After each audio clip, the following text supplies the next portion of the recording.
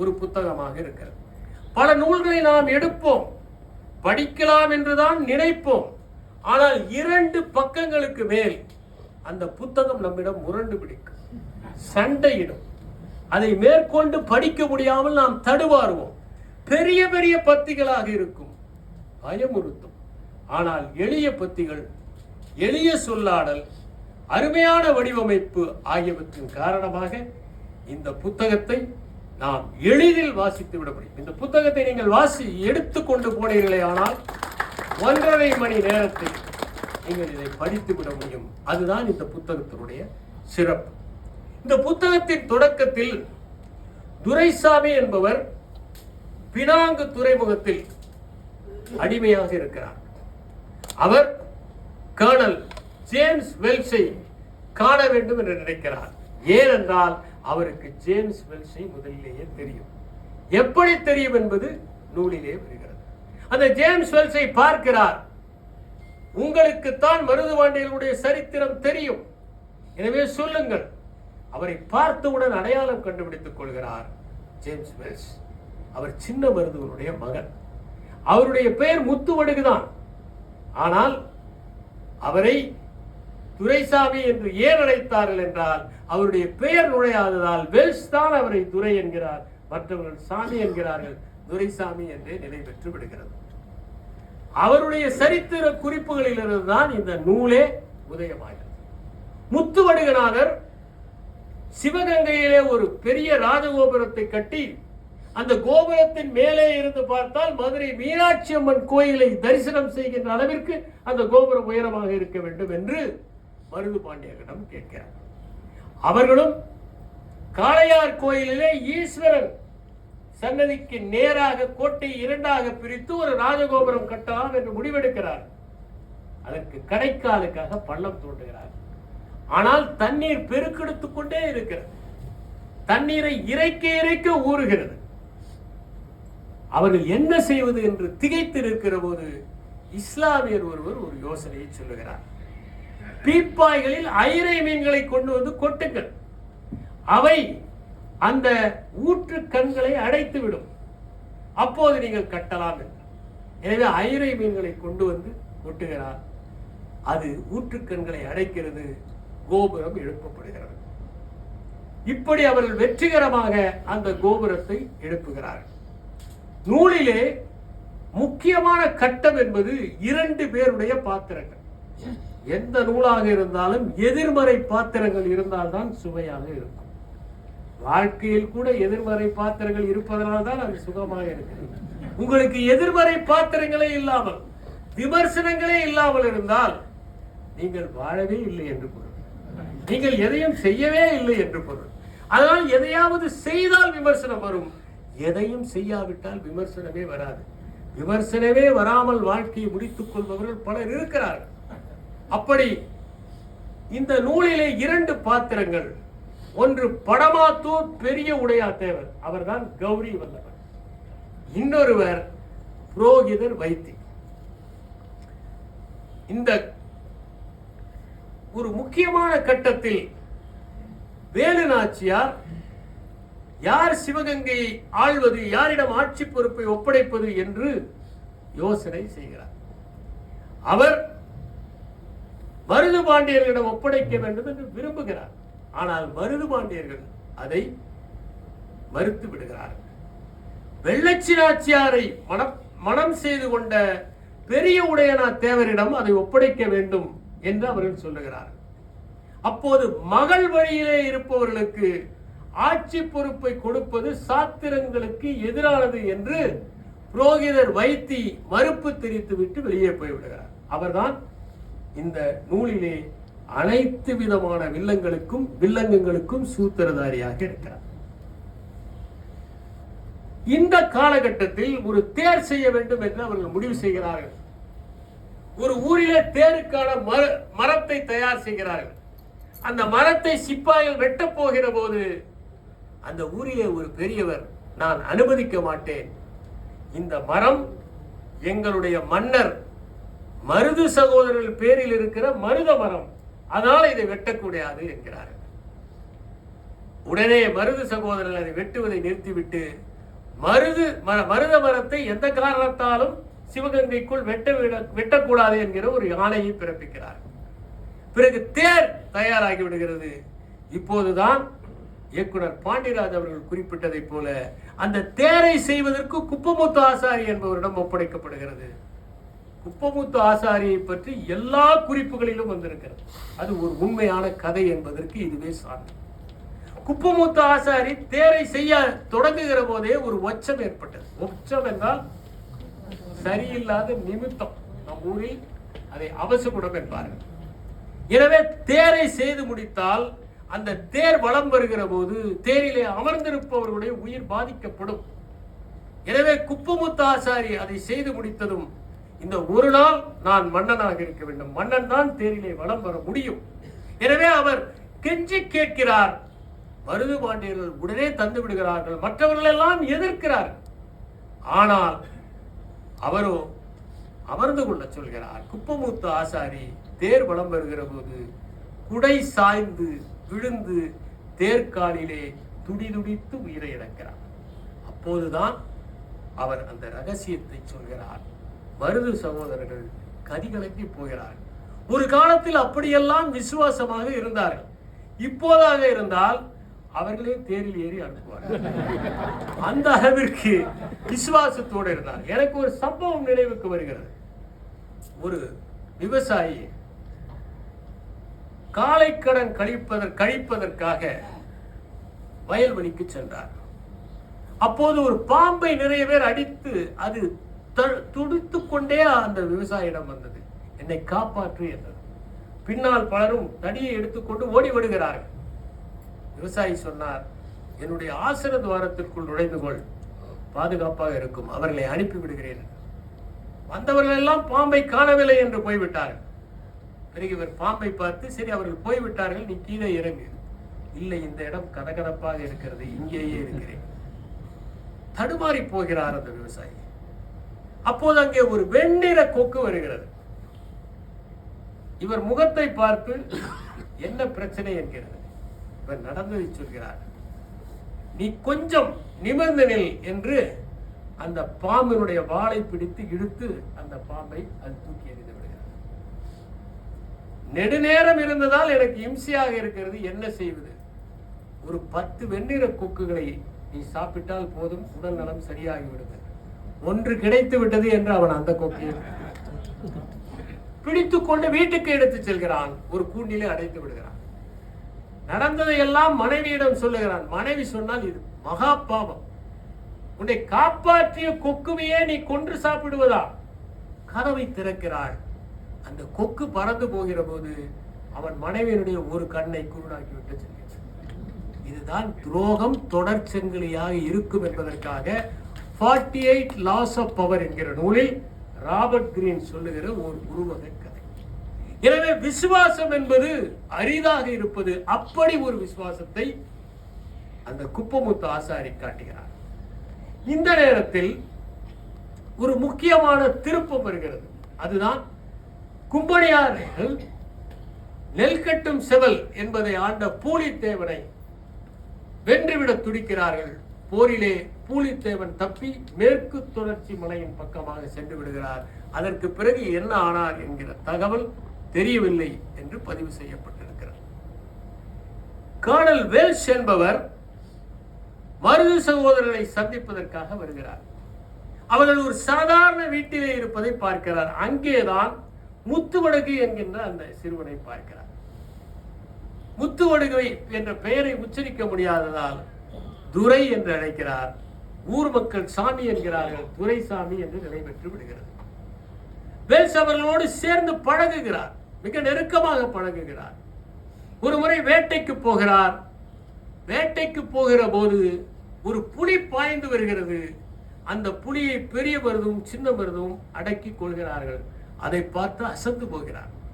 பெரிய மருது ஆற்காட்டு நவாபருடைய நிக்கல் நாணயத்தை தன்னுடைய 2 கைவிரல்களால் வளைக்கிறார். அவருடைய வீரத்தை பார்த்து திகைத்து போகிறார். காட்டு விலங்குகளை எல்லாம் வளரியை எரிந்து கொள்வதை பார்த்து வளரி என்கின்ற ஆயுதம் ஒன்றை இப்படி எரிய முடியுமா என்று வியந்து போகிறார்.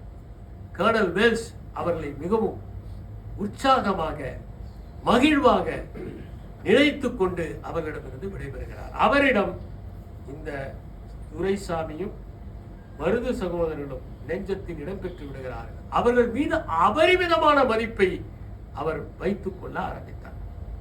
இந்த நேரத்தில் ஊமைத்துறையை கும்பனியார் சிறைபிடித்து இருக்கிறார். ஊமைத்துறையை விடுவிக்க வேண்டும் என்று மருது சகோதரர்கள் விரும்புகிறார். அப்போது இந்த படமாத்தூர் பெரிய உடையார் தேவர் அவர்களை விடுவித்தால் உங்களுக்கு ஆபத்து என்று சொல்கிறார். ஆனால் யார் ஒருவர் நம்மை நம்பி இருக்கிறார்களோ அவர்களை விடுவிப்பதுதான் முறை என்று பெரிய மருதும் சின்ன மருதும் பேசிக் கொள்கிறார்கள். எனவே இவர்கள் விடுவிக்கப் போகிறார்கள் என்கின்ற செய்தி படமாத்தூராருக்கு தெரியும். இனிமேல் நடக்கிற காட்சிகளைத்தான் ஒரு திரைக்கதையை போல திரு ரத்னாகர் அவர்கள் விவரித்திருக்கிறார். எப்படி அவர்களை பாளையங்குறிச்சி சிறையில் இருந்து விடுவிப்பது என்கிற கேள்வி எழுகிறது. சின்ன மருது சில வீரர்களுடன் மாறுவேடத்தில் செல்கிறார். பாஞ்சாலங்குறிச்சியிலே காய்கறி கடை ஒன்றை வைத்திருக்கிறார் மாரிமுத்து நாடார் என்பவர். அவரிடம் சென்று பேசுகிறார். அவர் கவலைப்படாதீர்கள், இந்த சிறையிலே சமையல் செய்கிற ஒருவர் இருக்கிறார், அவர் பேர் போத்தி பக்கடை என்பது, அவரை நான் சந்தித்து அவரிடம் யோசனை கேட்போம் என்று போத்தி பக்கடை வருகிறார். அவர் சொல்லுகிறார், அமாவாசை அன்று துரைசாணி அம்மா மட்டும்தான் சிறையிலே இருப்பார்கள், சிறையினுடைய தலைவர் வெளியே சென்றிருப்பார், அப்போது நீங்கள் வந்து விடுவிக்கலாம். ஒரு கேள்வி எழுகிறது, சிறை கைதிகளுடைய கால்களை எல்லாம் சங்கிலியிலே பிணைத்திருப்பார்கள், எப்படி அவர்களை அங்கிருந்து விடுவிக்க முடியும்? போத்தி பக்கடை சொல்கிறார், அமாவாசை என்பதால் அவர்கள் முன்னோருக்கு திதி செய்ய வேண்டும் என்று அவர்கள் சங்கிலிகளை அவிழ்த்து விட சொல்லி நான் துரைசாணி அம்மாவிடம் சொல்லுகிறேன். அவர் சொல்லுகிறார், சின்ன மருதுவும் அவருடைய வீரர்களும் காய்கறி கொண்டு போய் கொடுப்பவர்களை போல சிறைக்குள்ளே நுழைகிறார். கோபுரத்திலே ஒருவர் காவல் காத்துக் கொண்டிருக்கிறார், அவரை வளரியால் வீழ்த்துகிறார். சங்கிலிகளை அவிழ்த்து சின்ன மருதுவையும் மற்றவர் ஊமைத்துறையும் மற்றவர்களையும் விடுவிக்கிற போது அவர்களை எல்லாம் சென்று சிறை காவலர்களை தாக்கி கொன்று ஊமைத்துறை அவர்கள் விடுவித்து எடுத்து சென்று பிரான் மலையிலே ஒரு இடத்திலே தங்க வைக்கிறார். அந்த பிரான் மலையிலே வந்து தேடுகிற போது கூட தெரியாத மாதிரி அவர்களை மறைத்து வைப்பவர் தான் சுப்பிரமணியன் சேர்வை. அந்த சுப்பிரமணியன் சேர்வை தான் என்னுடைய குடும்பம். அப்படி அவர்கள் சென்று அவர்களை காப்பாற்றுகிறார்கள். ஊமைத்துறை அந்த பாதுகாப்பான இடத்திலே இருக்கிறார், சின்ன மருது ஊருக்கு திரும்புகிறார். அப்போது கலெக்டராக இருக்கிற ஜாக்சன் துரை எப்படி இந்த சம்பவம் நடந்தது என்று விசாரிக்கிறார். ஜெயிலரையும் அவருடைய மனைவியும் கடுமையான தண்டனைக்கு உட்படுத்துகிறார். யார் இதை பற்றி துப்பு கொடுக்கிறார்களோ அவர்களுக்கு 1000 வராகன் என்றும், ஊமைத்துறை உயிருடன் கொண்டு வந்தால் 10,000 வராகன் என்றும் அறிவிக்கின்றார். இந்த செய்தி அறிந்தவர் படமாத்தூர் உடையார் தேவரும் பெரிய உடையார் தேவரும் புரோகிதர் வைத்தியம் தான்.